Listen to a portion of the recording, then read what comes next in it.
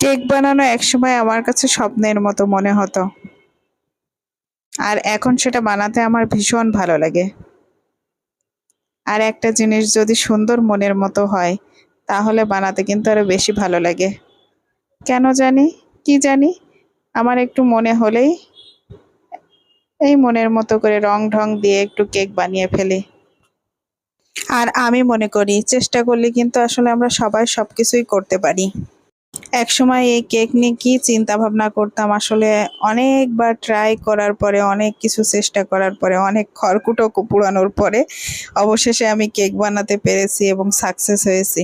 ইনশাল্লাহ এখন আমি সব ধরনের কেকই বানাতে পারি এবং আমার পরিবার অনেক খুশি আমার হাতের কেক বানানো খেয়ে।